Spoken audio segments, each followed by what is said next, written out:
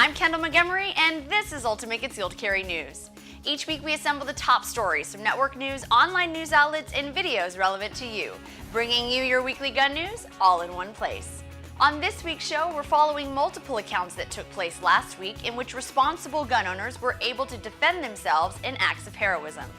From the deadly new trend called the knockout game hitting many major cities around the country, to an elderly cancer patient in a rural community defending himself against intruders, our focus on this episode, guns save lives.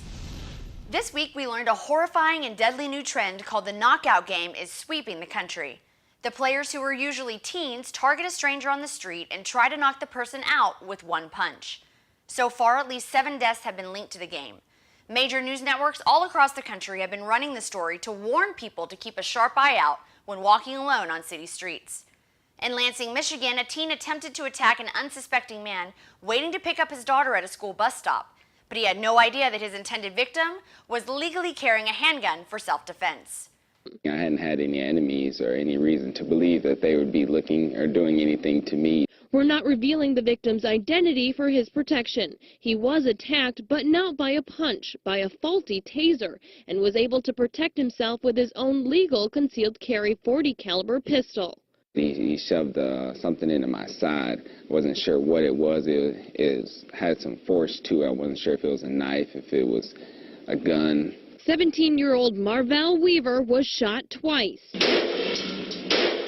He's been sentenced to a year in jail for the attack, but he admits he's getting off easy. It was just a lesson learned. The knockout game is a cruel and cowardly way to attack innocent people. But gamers, be warned. People are not just fighting back, they're shooting back as well. An intruder in Milwaukee, Oregon tried to break into a woman's home after he had already walked into 2 other apartments. The intruder followed Crystal McKinney upstairs and inside, but was not prepared for her to be armed herself. I said, "What are you doing?" He says, are you ready to meet God?" I immediately ran to the bedroom to get my firearm where I drew it here. I pointed it at him and said, "Get out of my house or I will shoot you." McKinney said he turned to leave. She followed him, shut the door, and called 911. He had no reaction. He was straight-faced. It seemed like he didn't know what was going on or why I had a gun. If it's my life or somebody else, I am not afraid to hurt the person that's trying to hurt me. It's life or death. Neighbors eventually caught the man and held him until police arrived. Police said they were familiar with the man and held him for a mental evaluation. The district attorney will decide if the man will face charges. Thankfully, this is another example of a defensive gun use in which no shots were fired, no one was hurt, and the bad guy ended up behind bars.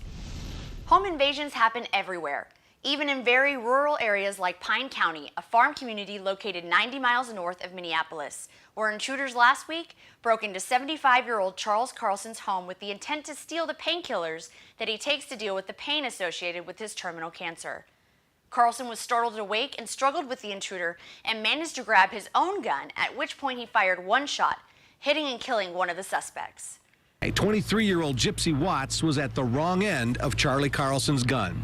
Authorities say Watts and another man had a gun, broke into Carlson's home, threatened him, and that's when Charlie grabbed his own gun and shot Watts. The other guys took off. It's a terrible thing to have to do this, and he just feels terrible, but you know, he kind of said he wasn't going to be killed. Carlson told me what a crazy guy to come into this house because everybody in Sandstone knows he's a gun enthusiast. Carlson says he's sorry the young man lost his life, but he had no choice. There's nothing like looking down the barrel of someone else's gun.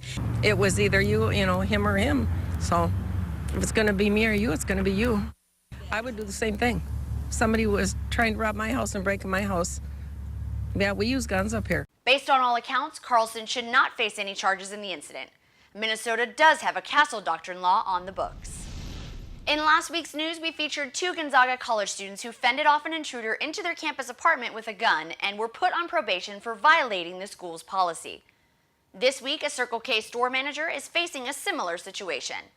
Johnny Gerald of Douglasville, Georgia, in an act of self-defense, shot at an armed robber who put a gun to his head while he was working at the convenience store.